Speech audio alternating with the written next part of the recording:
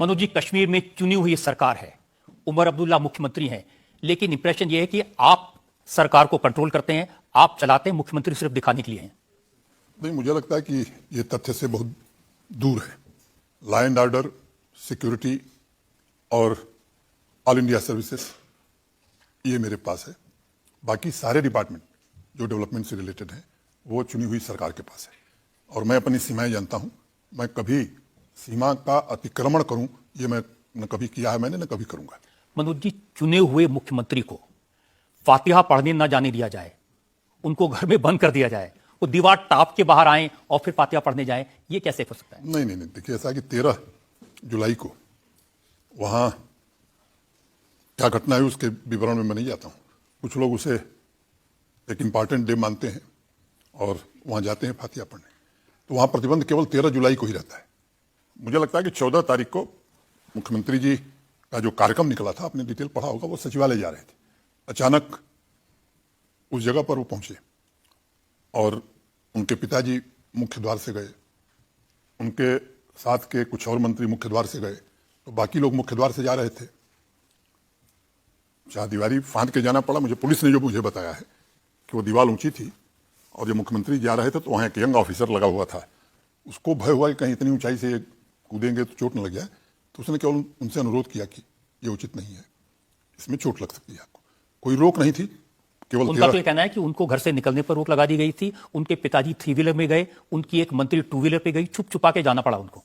अब उनकी मंत्री जी 2 व्हीलर पर गई, ये अखबार में मैंने पढ़ा है, लेकिन कोई रोक प्रशासन की ओर से किसी पर नहीं थी कि वो अपनी गाड़ी से नहीं जाओ। भी मैंने मुख्यमंत्री जी या बाकी मंत्रियों को तो पूरी सुरक्षा मिली हुई है, तो मुझे नहीं लगता कि पुलिस का जो वर्जन है, मुझे लगता है कि उसको भी आपको दर्शकों को दिखाना चाहिए।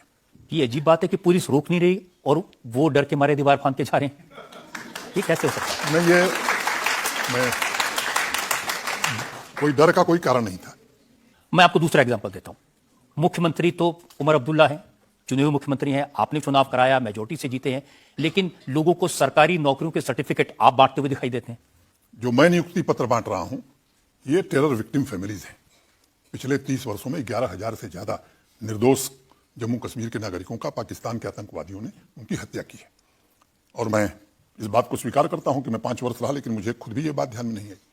अनंतनाग के डिग्री कॉलेज में 150-200 परिवार आए थे और वहां मैं था, हमारे प्रशासन के कुछ वरिष्ठ अधिकारी भी थे। वहां जब मैं इंटरेक्ट कर रहा था तो एक लड़की खड़ी हुई, उसने कहा कि मेरे पिता एसपीओ थे जम्मू कश्मीर पुलिस में, उनको आतंकवादियों ने मार दिया। मेरी माँ को परिवार और रिश्तेदार सबने छोड़ दिया। मेरी माँ ने भीख मांग करके मुझे और मेरी बहन को पढ़ाया। वो दृश्य मैं कहूँ कि या तो 22 अप्रैल को मैं दुखी था, 23 अप्रैल को, और या उस दिन एक टेरर विक्टिम फैमिली का नौजवान था, उसने कहा कि साहब मेरे पिता की हत्या कर दिया, मेरे वालिद को मार दिया आतंकवादियों ने, और मैं दौड़ता रहा, एफआईआर नहीं हुई। एक तीसरे ने मुझे वहीं कहा कि मेरे वालिद की हत्या भी हुई और हमारा घर और हमारी प्रॉपर्टी भी आतंकवादियों ने कब्जा कर लिया। तो वहीं एट स्पॉट मैंने घोषित किया, ये अधिकार एलजी को है, क्योंकि ये कानून व्यवस्था से रिलेटेड मामला है। केसारो 43 में ऐसे परिवार जो जेन्युइन हकदार हैं नौकरी के, उनको नौकरी भी देंगे। जिनकी एफआईआर नहीं, उनकी एफआईआर भी कराएंगे। जिनको आतंकवादियों ने मारा, उनकी प्रॉपर्टी जब्त कर ली, तो वो प्रॉपर्टी भी उनसे आतंकवादियों से लेकर के उनको सुपुर्द करेंगे। और एक और बात हमने कही कि अगर टेरर विक्टिम फैमिली से कोई स्वरोजगार के लिए, सेल्फ एम्प्लॉयमेंट के लिए आगे आना चाहता है, तो प्रधानमंत्री मुद्रा योजना में आप जानते हैं कि बिना किसी कोलेटरल गारंटी के बैंक पैसा देते हैं, तो पैसा भी दिलवाएंगे, हैंड होल्डिंग भी करेंगे। तो ये 4 फैसले हमने किए।